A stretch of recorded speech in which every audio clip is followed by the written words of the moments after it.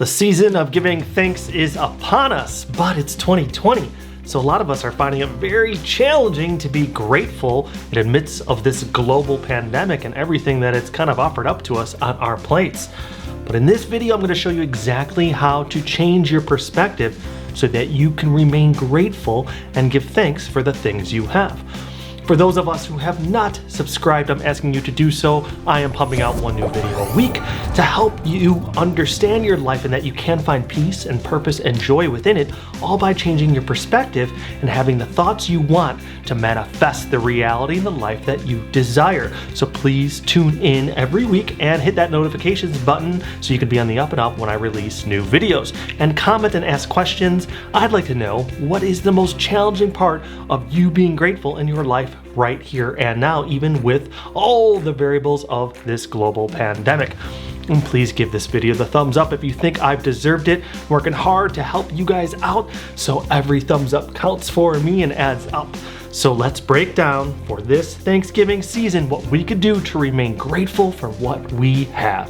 Hi there, my name is Hehn, and after suffering a tremendously difficult personal loss, I quit life as I knew it and began traveling the world, delighting in new and thrilling cultures and helping along the way where I could.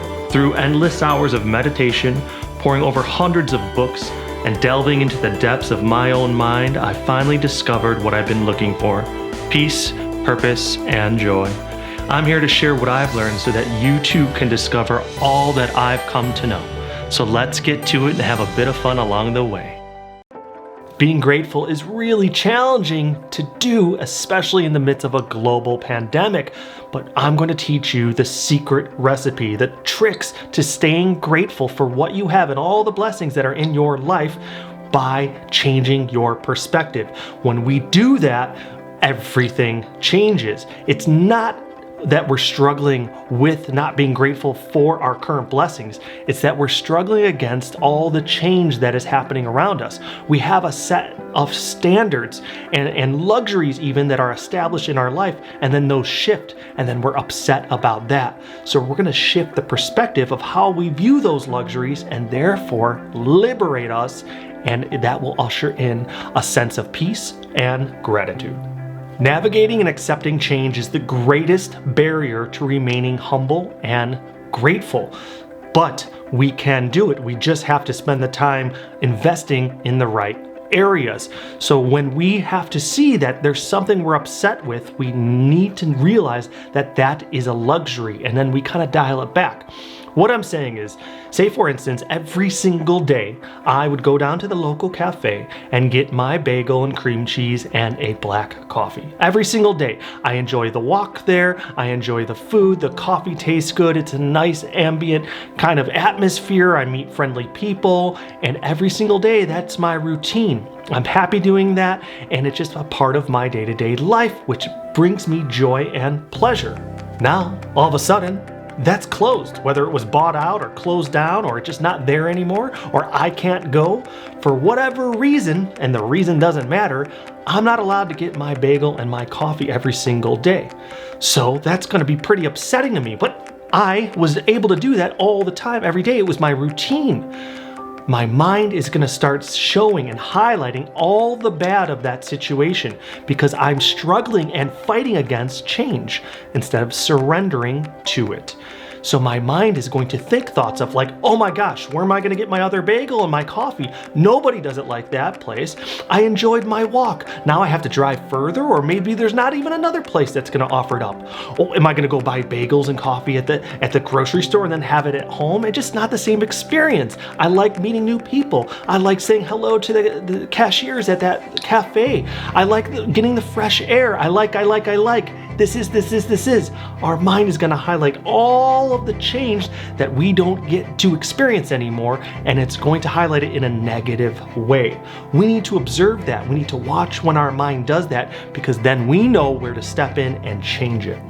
By surrendering to change, we have to realize that that cafe experience that I would go to and experience every single day by getting my coffee and bagel was a luxury.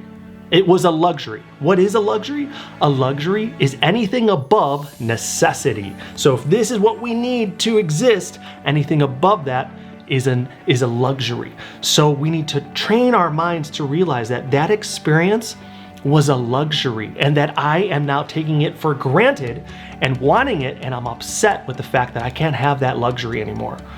The way we're going to do that is to highlight that there's a lot of people out there, millions and millions and millions and hundreds of millions, that don't have the luxury, the convenience to walk down to their local cafe and get a bagel and a coffee every single day. They don't have the money to do it, or there's no resources, there's no cafe, the food quality isn't there, the coffee quality isn't there. They may be in a situation where none of that stuff even exists. It's not even a possibility because it's not within their life or their circumstance.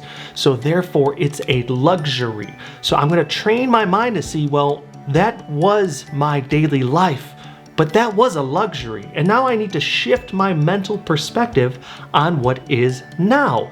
The fact that I could possibly go somewhere else or even have my bagel and coffee at home. That's my new luxury and that's my new reality. So I surrender to that reality and then I glorify it and I give praise that I still am able to experience this luxury within my life. Another example is if I have a Rolex, a luxury watch, and I use that to tell time all throughout the day, and all of a sudden that is gone. Whether I lose it or somebody takes it, it doesn't matter. That's not on my wrist anymore. And then I go get a $50 JhN&x and I put that on my wrist instead, and I use that to tell time.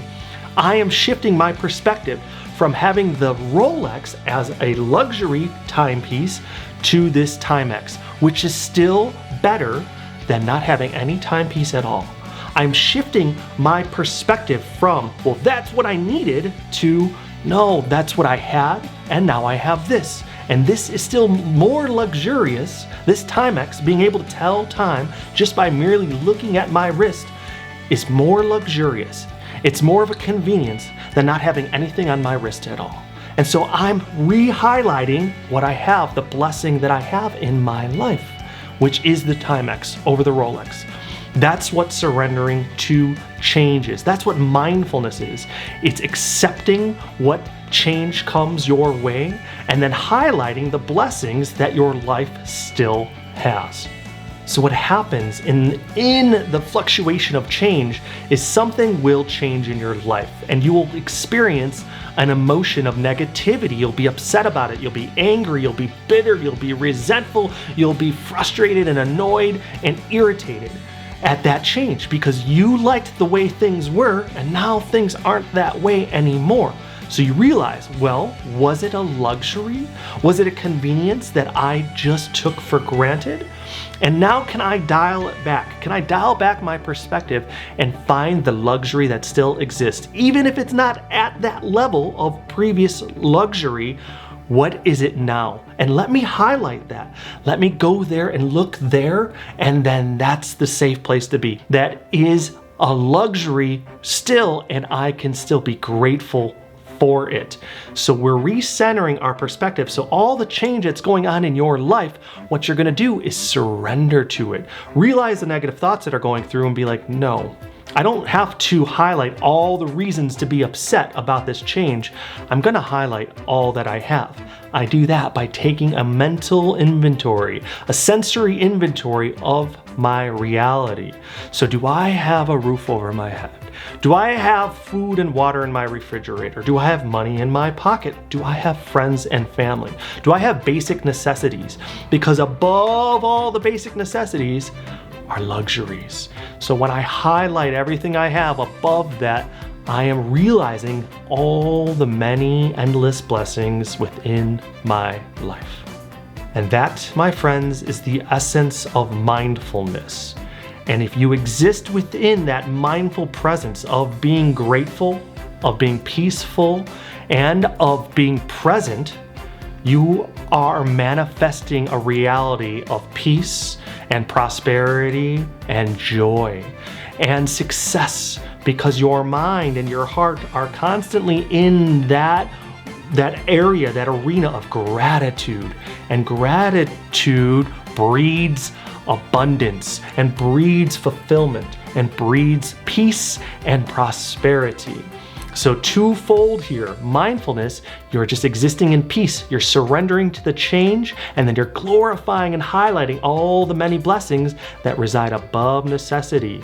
And then through that process, if you're maintaining that thought pattern on a constant basis, you're manifesting success and prosperity and abundance through the principles of laws of attraction. This Thanksgiving, take some time to do that and look at your food, look at your family, look at the roof over your head, and be happy and exist within that grateful place for having all of those blessings. And I always ask this for every one of my videos I do.